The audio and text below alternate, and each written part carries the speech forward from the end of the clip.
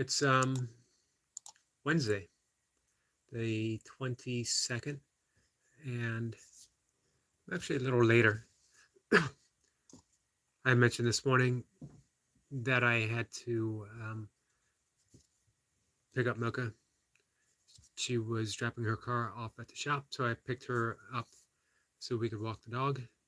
Um, did about a 2 mile walk run, her and I together, which is about the usual. I do a 2 mile walk first thing in the morning.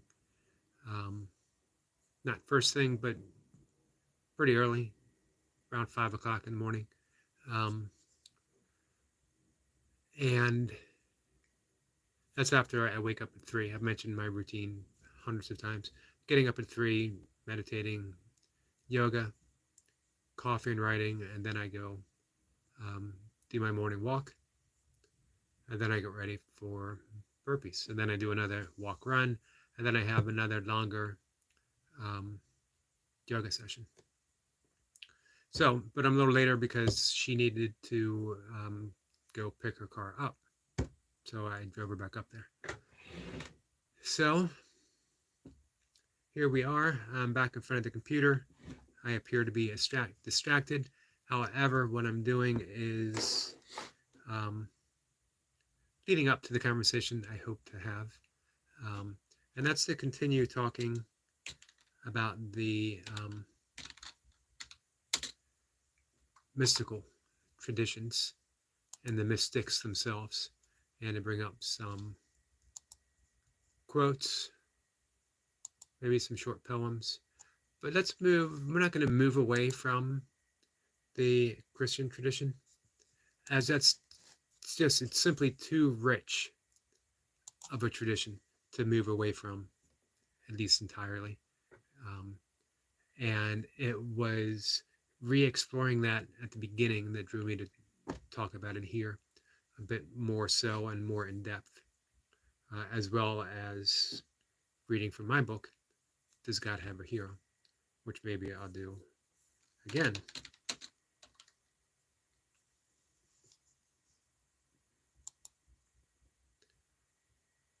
So, one I'd like to talk about. A lot of people have a hard time, well, maybe not a lot of people, and maybe not that hard of a time, linking some of the Zen poetry to the mystics, particularly maybe the Christian mystics.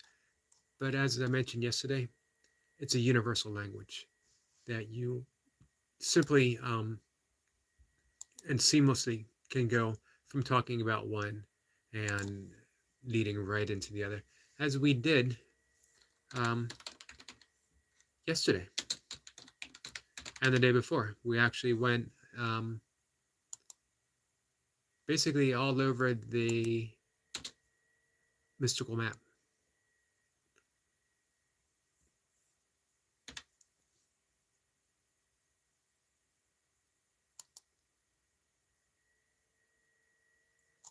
Sorry. That's the problem with being what might be considered multitasking, is something suffers. Not giving my full attention to what I'm doing, which is talking to you guys, presenting something, having a conversation. Let's start with Thomas Merton.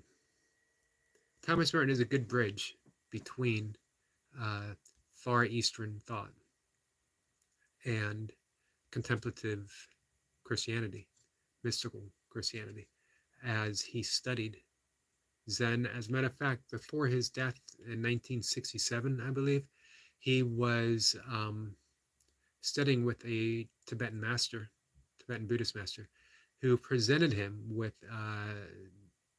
Dzogchen, clear seeing, which is considered maybe the mystical branch of Tibetan Buddhism, as if that isn't mystical enough. As well, for me, it really corresponds almost directly with Douglas Harding and the Headless Way. That would be the tradition that I think I most deeply relate to. Not really being so much as a tradition as a series of exercises that Douglas Harding presented over the years of pointing out. It's called the headless way because we are pointing literally at the absence of our head. We have never seen our head, not even in a mirror, not even a photograph. We've seen representations of our heads. We ourselves have never been able to look in this direction and find a head. And when we do look and when we point and when we follow the direction of that pointing finger, what we find is emptiness, nothingness. And yet, it's a magical and mystical nothingness because the entire world is filled in this space. It is aware of everything, including the presence, the assumption of a me here. So I am witnessing the Zen Heart Sutra in full display. I am seeing emptiness become form. I'm seeing form, emptiness.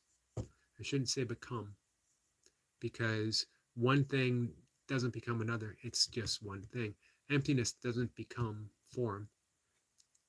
The saying is actually emptiness is form, form is emptiness, and is being that optimum word because it's implying it's one and the exact same thing.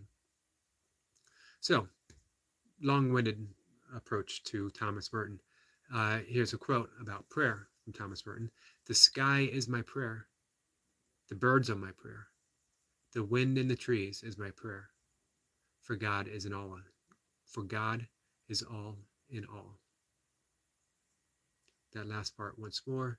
For God is all in all. And that is pretty remarkable for a Christian, Catholic, brother, monk to have said. However, it is always the monks who get that deep insight because of the tradition of solitude, the tradition of deep prayer. And here we're not talking about prayer asking for anything other than show me. Show me the nature of love. Show me the nature of God. Show me the nature of my true self. Show me the nature of reality. That's the prayer. That's the prayer that leads us into the deep realization of God, into the deep realization of love, and into the deep realization of ourselves. No other prayer will do. We're not ever really taught how to pray. We are taught how to ask for something, as if God is a vending machine in the sky, and we pray because I need something. I lack something. I want something because you owe me. Because why did you put me here if I can't have this? Because I'm sick. Because I'm out of a job. Whatever. We pray in the desperation of want instead of praying under the desperation of understanding. I need to know God so badly that I'm on my knees middle of the night asking, show me. That's the desperation of prayer. Now we can take out God, and we can even take out the word prayer and just have it asking, but it's all the same thing. Don't let the words themselves throw you. If you're someone who doesn't like using the term God, my suggestion would be get used to it, because it's just a word. It's just a description of reality. Same with prayer. Prayer, when you are praying in that desperation of wanting to know and wanting to understand, it becomes meditation because the answer always returns to silence. Silence, as Herman Melville said, is the only true voice of God.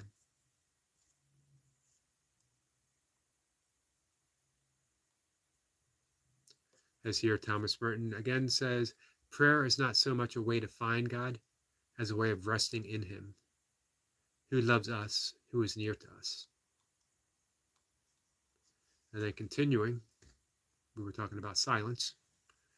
When I am liberated by silence, when I am no longer involved in the measurements of life, but in the living of it.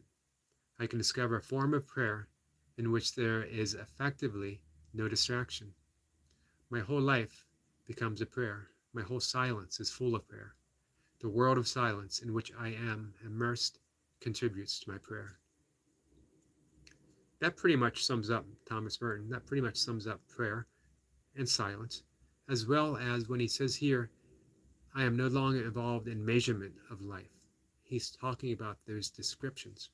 He's talking about the measure of God, the measure of love, the measure of reality, where we are putting these perimeters around it. This is your God. And then people say, well, it's a loaded word because of all these concepts. It's a loaded word for you. And we can drop that load at any time.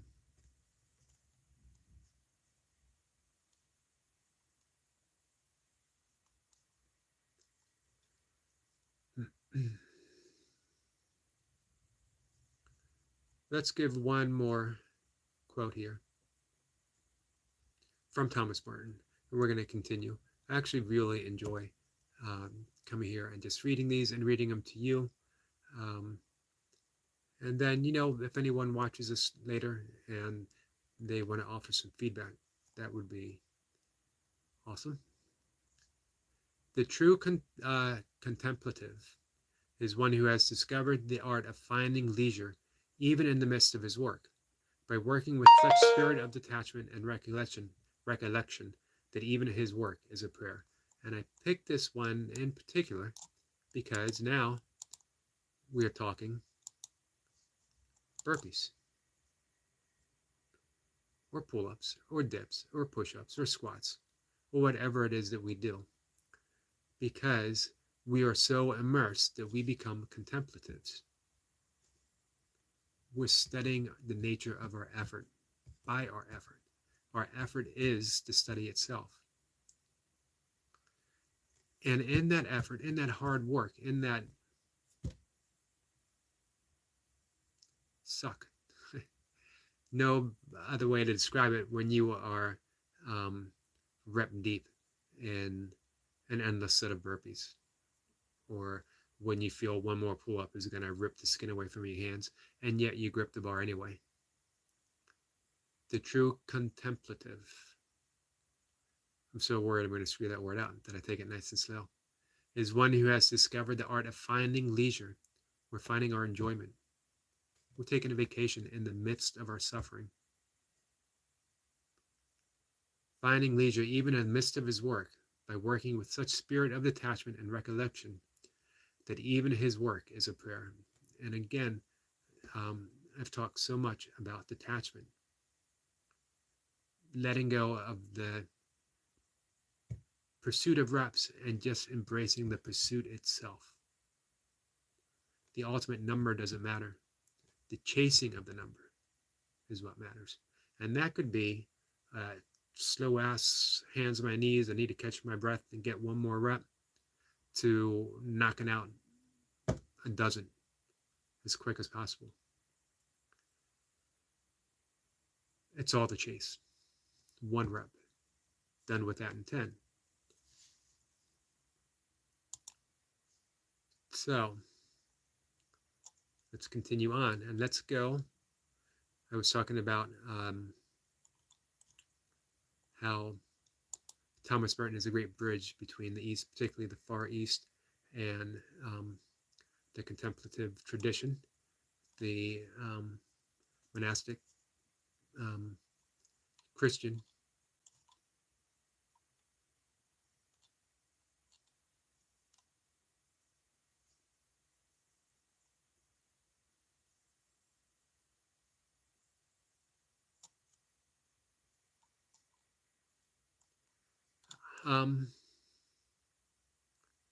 Han Shan, who is Cold Mountain. There's places all over the Far East where his name, unbelievable heights in the mountains, where his name and his poems were carved in walls or in trees.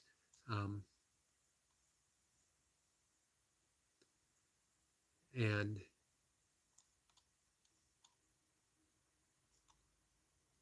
just incredible stuff.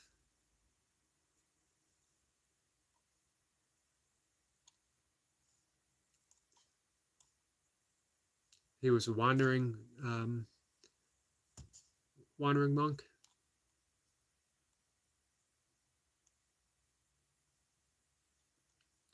Here is one. Men who see the master of Cold Mountain say he's mad, a nothing face, body clothed in rags. Who dares say it says what he says? When he speaks, you can't understand. Just one word to you who pass. Take the trail to Cold Mountain.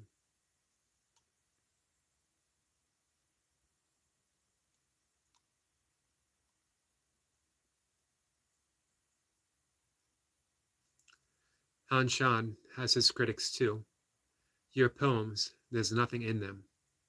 I think of men of ancient times, poor, humble, but not ashamed. Let him laugh at me and say, it's all foolishness, your work. Let him go on. Let him go on as he is, all his life lost making money. So some might say, how does this link to the mystical tradition? How does this link to the mystics of Christianity? And you have to dig underneath the words themselves. As here he says, let him go on as he is, all his life lost making money. We're talking about being as you are, not as they are, being as you are, not as people wish you to be. If your wish is to wander the mountains and write poems that no one understands, and maybe no one will ever see because you're writing it on a cave wall, high on a mountain that no one ever climbs, do your work. Be unattached to the outcome.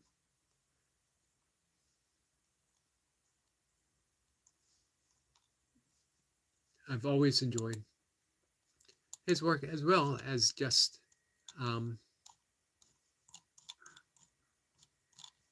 his very nature. Let's move on here to Basho,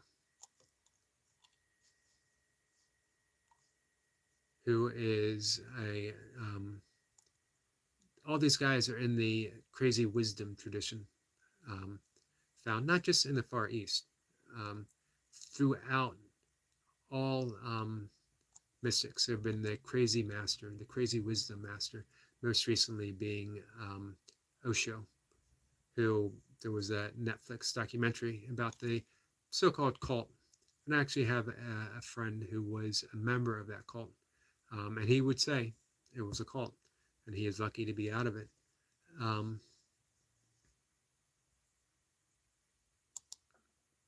But the crazy wisdom masters they saw things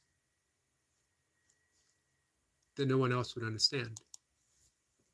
So they appear to be crazy. But that wisdom, the wisdom is deep.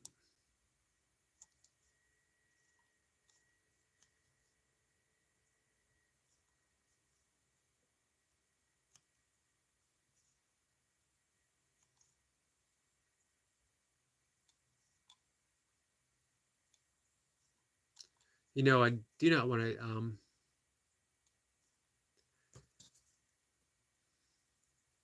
here's Basho, a caterpillar.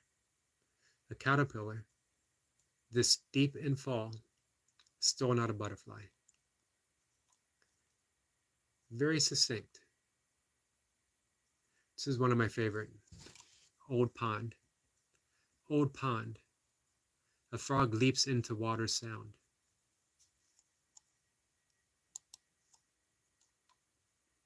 There's other translations of that as well. The point of these poems, a lot of times we read them and we think, what is the point? What is the point of Old Pond? A frog leaps into water sound. It is the actuality of living. That's Zen, the actuality of living. And that is mysticism, the actuality of living. That we hear, we experience. Being on the edge of that old pond, witnessing a frog's leap and then hearing water sound. It doesn't have to be anything special. to make it special. It doesn't have to be anything mystical to make it mystical, to make it magical, because it all is the actuality of life, the actuality of being alive, which, you know, we didn't have a choice to come into this existence. We found ourselves here. How? How did the particles come into atoms, come into molecules, come into cells, arranging themselves just so for us to be? Can it get any more magical than that? So that is the point of the Zen poetry that we've been reading. And it's the same with reading Thomas Merton. The simplicity of simply being. That's how we come to know God, by appreciating the miracle of us, who we are. Because it didn't have to be. That's why, as we read yesterday, Meister Eckhart, if the only prayer we ever say is thank you, that would be enough. So, all right, guys, quick talk, quickish talk, 20 minutes, 21 minutes. We'll call it a day. Once again, if you guys have your own favorite poems, quotes, sayings from anybody across any of the traditions, bring it here, read it. Let's talk about it, or post it, and we'll discuss it. Always good stuff. I will see you guys tomorrow morning, and we'll do some burpees. Take care.